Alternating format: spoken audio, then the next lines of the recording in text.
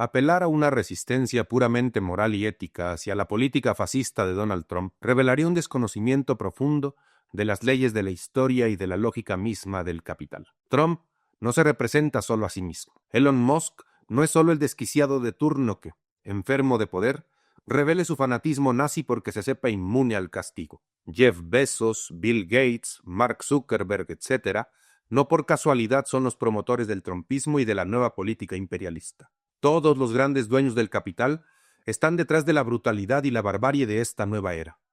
Los fondos de inversión BlackRock y Vanguard, por ejemplo, tras de los que se esconde el capital de muchos de los mencionados y otros más, representan la verdadera amenaza, la fuerza anónima que, hoy, destruye Palestina para construir una nueva Riviera sobre una inmensa pila de cadáveres de niños, mujeres y hombres. La mutación del capitalismo ha hecho del capital financiero su forma predilecta. Este se filtra como veneno a través de inversiones que se apropian de la soberanía de las naciones al hacerlo de su infraestructura, de su tierra, de sus mares, minas, etc. En confabulación con el Estado al que ellos imponen directamente, se apropian paulatinamente de la riqueza de países y regiones enteras. A ello hay que añadir la deuda estatal que, a través de préstamos bancarios, con tasas de interés altísimas o de compra de deuda por parte de fondos buitre, termina por someter la soberanía de la nación. Después de cercenar al país y despojarlo de la mitad de su territorio, el imperialismo norteamericano vio más viable esta nueva forma de colonialismo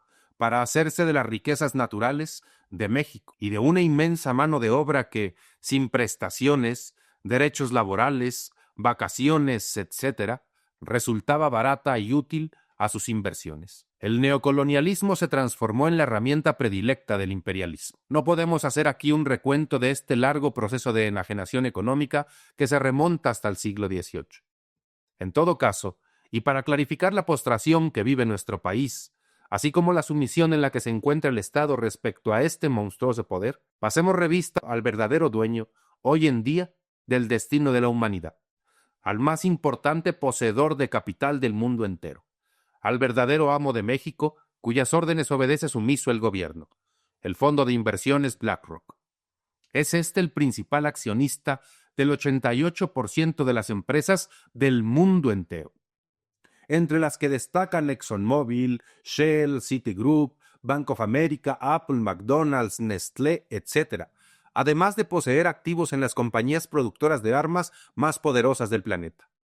Esto último explica la necesidad perenne que de la guerra tiene el gran capital. Más guerras, más muerte, más armas y más ganancias.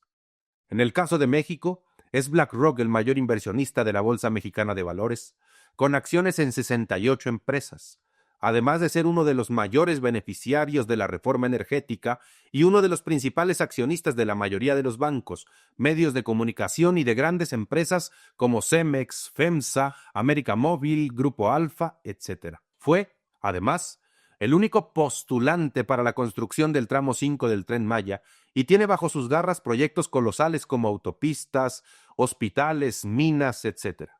En total, tiene invertidos más de 37.5 mil millones de dólares en nuestro país. Sería sencillo apuntar en abstracto a los Estados Unidos como los artífices de la tragedia nacional, pero no es el pueblo norteamericano al que nos referimos, así como no pensamos que Trump actúe solo y movido por su locura al expulsar a los migrantes, propiciar la guerra y alimentar el fascismo sionista. Hoy, los dueños de nuestra soberanía se esconden tras estos fondos de inversión.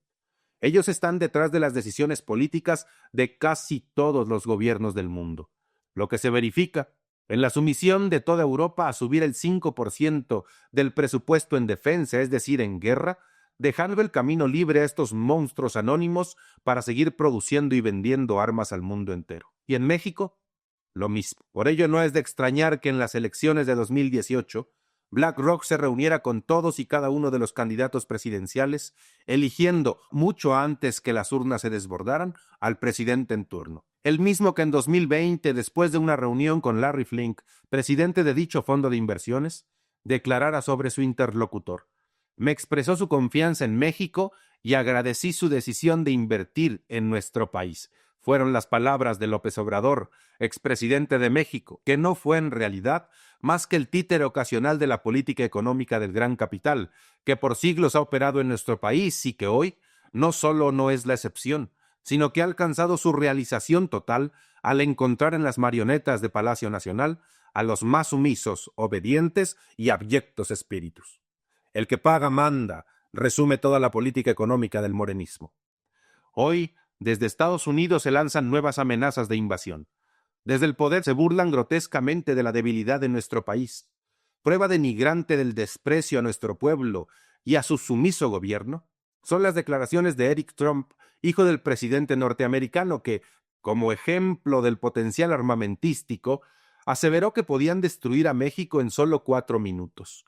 Ningún país soberano aceptaría que se le rebajase de esta manera. La presidenta no pudo ni abrir la boca ante las ignominiosas declaraciones, simple y sencillamente porque eso implicaba retar al verdadero poder que dirige y gobierna nuestro país. Mientras tanto, se nos incluye en la lista de enemigos de los Estados Unidos, y todo ello justificado con el discurso del narcotráfico y la violencia en México, lo que en el fondo no es más que una política económica alimentada por los intereses de estos depredadores de capital, quienes la critican a sabiendas de que la sufragan. Calificar a México de enemigo de los Estados Unidos bajo cualquier pretexto es realmente una amenaza embosada de invasión. La misma línea siguieron antes de perpetrar la guerra y anexión de la mitad de nuestro territorio. Esa misma política fue la que instrumentaron en sus invasiones en Asia y Oriente Medio. Antes de lanzarse al despojo, la guerra y la destrucción, legitiman su causa con cualquier infame pretexto. En Irak, Libia y Afganistán fue el terrorismo. En México es el narcotráfico. ¿Tendrá conciencia el gobierno mexicano de la nueva amenaza que se cierne sobre nuestro país? No lo sabemos. Lo que es un hecho es que el pueblo debe tener claridad al respecto. Solo hay 3 salidas posibles ante esta nueva amenaza imperialista. 1. El Estado se somete sin cortapisas a las nuevas y más arteras condiciones de sumisión y colonialismo que exija el decadente imperio. 2. Se permite la intrusión y se avala una nueva expedición punitiva en México, cuyo costo supere la humillación y el robo de 1847 y que termine en una posesión de facto del territorio y las riquezas nacionales. O 3. Se cambia la estrategia político-económica que durante siglos se ha mantenido respecto al poderoso y nada escrupuloso vecino del norte.